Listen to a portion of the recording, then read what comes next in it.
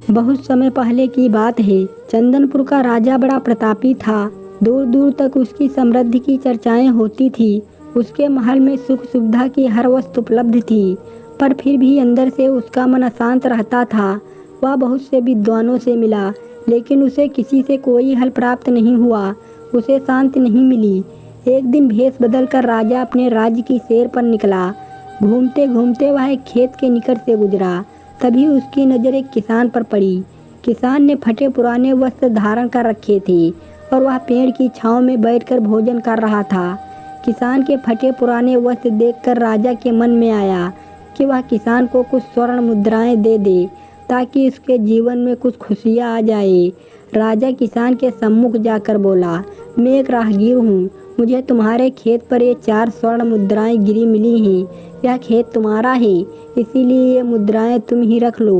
यह सुनकर किसान ने कहा, ना ना सेठ जी, ये मुद्राएं मेरी नहीं हैं, इसे आप ही रखिए या किसी और को दान कर दें। मुझे इनकी कोई आवश्यकता नहीं। किसान की यह प्रक्रिया राजा को बड़ी अजीब लगी।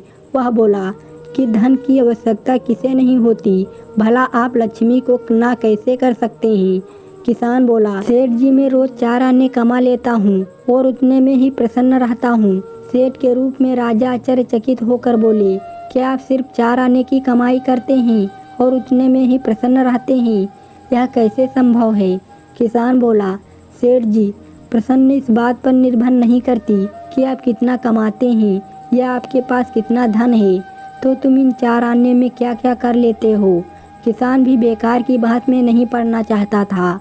उसने आगे बढ़ते हुए उत्तर दिया कि इन 4 आनों में से एक आना मैं कुएं में डाल देता हूँ, दूसरे से कर्ज चुका देता हूँ, तीसरा उधार में दे देता हूँ और चौथा मिट्टी में गाड़ देता हूँ।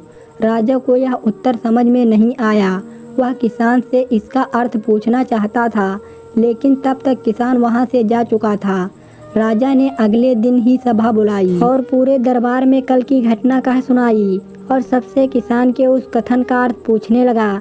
दरबारियों ने अपने अपने तर्क पेश किए, पर कोई भी राजा को संतुष्ट नहीं कर पाया। अंत में किसान को ही दरबार में बुलाने का निर्णय लिया गया। बहुत खोजबीन के बाद किसान मिला और उसे कल की सभा में प्रस्तुत होने का आदेश दिया गया। राजा ने किसान को उस दिन अपने भेष बदलकर भ्रमण करने के बारे में बताया और सम्मान पूर्वक दरबार में बैठाया। राजा ने कहा, मैं तुम्हारे उत्तर से प्रभावित हूँ और तुम्हारे 4 आने का हिसाब जानना चाहता हूँ। बताओ, तुम अपने कमाए 4 आने किस तरह खर्च करते हो, जो तुम इतना प्रसन्न और संतुष्ट रह पाते हो।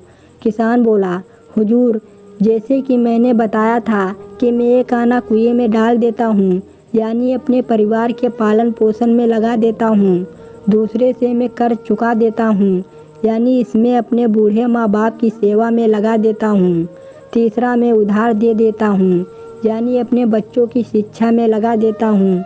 और चौथा मैं मिट्टी में गाड़ देता हूँ, यानी मैं 1 पैसे की बचत कर लेता हूँ, ताकि समय आने पर मुझे किसी से मांगना ना पड़े और मैं इसे आवश्यक कार्यों में लगा सकूं। राजा को अब किसान की बात समझ आ चुकी थी। राजा की समस्या का समाधान हो चुका था।